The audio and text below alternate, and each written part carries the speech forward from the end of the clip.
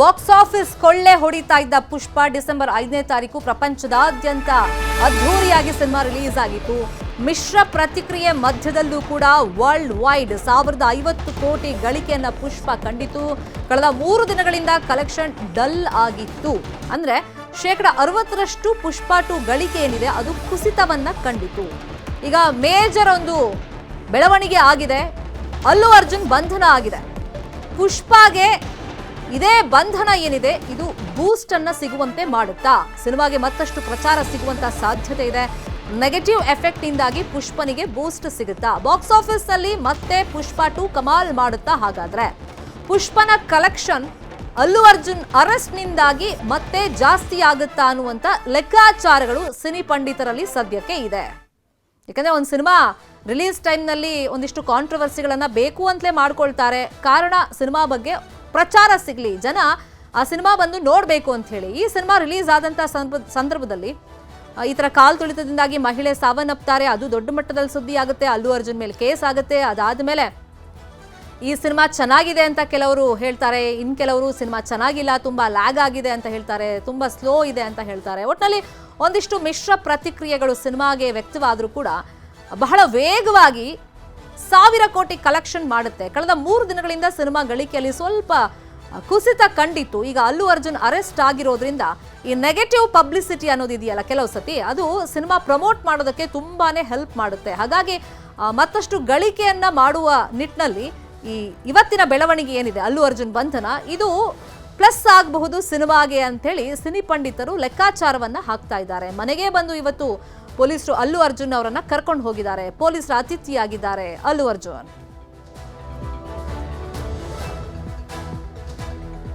ಇದೇ ವಿಚಾರವಾಗಿ ಇನ್ನಷ್ಟು ಡೀಟೇಲ್ ಆಗಿ ಇನ್ಫಾರ್ಮೇಶನ್ ಕೊಡ್ತಾ ಹೋಗೋದಕ್ಕೆ ನೇರ ಸಂಪರ್ಕದಲ್ಲಿ ಕನೆಕ್ಟ್ ಆಗಿದ್ದಾರೆ ನ್ಯೂಸ್ ರೂಮ್ ಇಂದ ನಮ್ಮ ಸಿನಿಮಾ ಬ್ಯೂರೋ ಹೆಡ್ ಆನಂದ್. ಪುಷ್ಪನ ಬಗ್ಗೆ ಫ್ರಮ್ ದ ಡೇ 1 ನೆಗೆಟಿವ್ ಆಗೂ ಹೇಳ್ತಾ ಇದ್ರು, ಪಾಸಿಟಿವ್ ಆಗೂ ಹೇಳ್ತಾ ಇದ್ರು. ಓವರ್ ಆಲ್ ಆಗಿ ನಾವು ನೋಡೋದಾದ್ರೆ ಒಂದು ಮಿಶ್ರ ಪ್ರತಿಕ್ರಿಯೆ ಇತ್ತು. ಇನ್ನೊಂದು ಕಡೆ ಮೆಗಾ ಫ್ಯಾಮಿಲಿ ಒಂದಿಷ್ಟು ಅಭಿಯಾನವನ್ನ ಮಾಡ್ತಾ ಇದ್ರು, ಅವರು ಪರವಾಗಿ ಫ್ಯಾನ್ಸ್ ಅಂತಾನೂ ಕೂಡ ಚರ್ಚೆಗಳು ಆಗ್ತಾ ಇತ್ತು ಆ ವೈಮನಸ್ಸಿನ ಬಗ್ಗೆ ಎಲ್ಲ. ಸೊ ಈಗ ಈ ಸಿನಿಮಾ ಬಗ್ಗೆ ನಾವು ನೋಡೋದಾದ್ರೆ ಕೆಲವೊಂದ್ಸತಿ ಪಾಸಿಟಿವ್ ಆಗಿ ಪ್ರಚಾರ ಮಾಡಿದ್ರೆ ಅದು ಲಾಭ ಆಗೋದಿಲ್ಲ. ಈ ಥರ ನೆಗೆಟಿವೇ ಒಂದಿಷ್ಟು ಲಾಭ ಆಗುವಂಥ ಚಾನ್ಸಸ್ ಇರುತ್ತೆ. 3 ದಿನಗಳಿಂದ ಏನು ಸ್ವಲ್ಪ ಗಳಿಕೆಯಲ್ಲಿ ಕುಸಿತ ಆಗಿತ್ತು, ಈ ಒಂದು ಬೆಳವಣಿಗೆ ಏನಿದೆ ಅರೆಸ್ಟ್, ಅದು ಯಾವ ಥರ ಸಿನಿಮಾಗೆ ಬೂಸ್ಟ್ ಕೊಡ್ಬೋದು?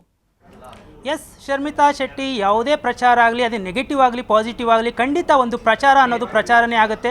ಖಂಡಿತ ಸಿನಿಮಾಗೆ ಒಂದು ಪಾಸಿಟಿವ್ ಆಗಿ ಹೆಲ್ಪ್ ಆಗುತ್ತೆ ಅಂತಲೇ ಹೇಳ್ಬೋದು. ಯಾಕಂದರೆ ಪುಷ್ಪ 2 ಸಿನಿಮಾ ಮೊದಲ ದಿನ ಏನು ವರ್ಲ್ಡ್ ವೈಡ್ ದಾಖಲೆಯನ್ನೇ ಬರೆದಿತ್ತು. ಅಂದರೆ ಮಿಕ್ಸ್ಡ್ ಟಾಕ್ ಬಂದಿತ್ತು, ಸಿನಿಮಾ ಲ್ಯಾಗ್ ಆಯಿತು, 3 ಗಂಟೆ 20 ನಿಮಿಷ ಇದೆ ಗುರು, ಸೀರಿಯಲ್ ಥರ ಇದೆ ಗುರು ಅನ್ನೋ ಒಂದು ಟಾಕ್ ಪಡ್ಕೊಂಡ್ರೂ ಕೂಡ ಆ ಗಳಿಕೆಯಲ್ಲಿ ದಾಖಲೆಯನ್ನು ಪುಷ್ಪ 2 ಬರೆದಿದ್ದ ಅಂತ ಹೇಳ್ಬೋದು.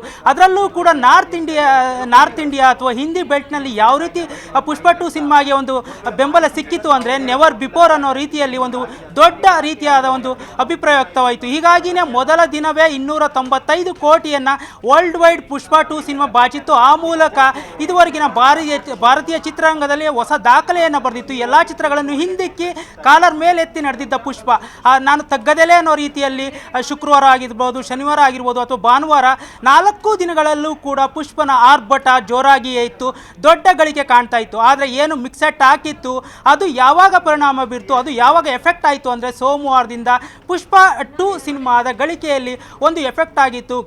ಮೊದಲ ದಿನ ಏನು 300 ಕೋಟಿ ಗಳಿಸಿದ್ದ ಪುಷ್ಪನ ಗಳಿಕೆ ಸೋಮವಾರದ ಹೊತ್ತಿಗೆ 60% ಗಳಿಕೆ ಕುಸಿತ ಕಂಡು 40 ಕೋಟಿ ಅಷ್ಟೇ ಗಳಿಸಿತ್ತು. ಅಂದರೆ ಮಂಗಳವಾರ, ಬುಧವಾರ, ಗುರುವಾರ, ನಿನ್ನೆನೂ ಕೂಡ ಪುಷ್ಪನ ಗಳಿಕೆ ತಗ್ಗದೆಲೆ ಅಂತ ಇದ್ದ ಪುಷ್ಪ ತಗ್ಗುತ್ತಾ ಇದ್ದಾನೆ ಅನ್ನುವ ಅಭಿಪ್ರಾಯ ವ್ಯಕ್ತವಾಗ್ತಾ ಇದ್ದ ಟೈಮಲ್ಲೇ ಈಗ ಅಲ್ಲು ಅರ್ಜುನ್ ಅರೆಸ್ಟ್ ಆಗಿದ್ದಾರೆ. ಅಂದರೆ ಇಡೀ ಹೈದರಾಬಾದ್ ಅಥವಾ ಎಲ್ಲ ರಾಜ್ಯಗಳಲ್ಲೂ ಒಂದು ಸೆನ್ಸೇಷನ್ನ ಕ್ರಿಯೇಟ್ ಮಾಡಿದೆ. ಅಲ್ಲು ಅರ್ಜುನ್ ಅರೆಸ್ಟ್ ಆದ್ನ, ಯಾಕೆ ಅರೆಸ್ಟ್ ಆದರು ಅನ್ನುವ ಒಂದು ಅಭಿಪ್ರಾಯ ಕ್ರಿಯೇಟ್ ಆಗ್ತಾ ಅದು ಸಿನಿಮಾಗೆ ಒಂದು ಪ್ರಚಾರವೂ ಕೂಡ ಆಗ್ಬೋದು. ಯಾಕಂದರೆ ಒಂದು ಸಿನಿಮಾದ ಬಗ್ಗೆ ಒಂದಷ್ಟು ಜನ ಟಾಕ್ ಮಾಡ್ತಾ ಇರುವಾಗ ಸಿನಿಮಾನ ನೋಡೋ ಮನಸ್ಸಿಲ್ಲದೆ ಇದ್ದರೂ ಕೂಡ ನೋಡಬೇಕು ಅನ್ಕೋಬೋದು. ಹೀಗಾಗಿ ಅದು ಪಾಸಿಟಿವ್ ಆದ ಪ್ರಚಾರವನ್ನು ಕೊಡ್ಬೋದು.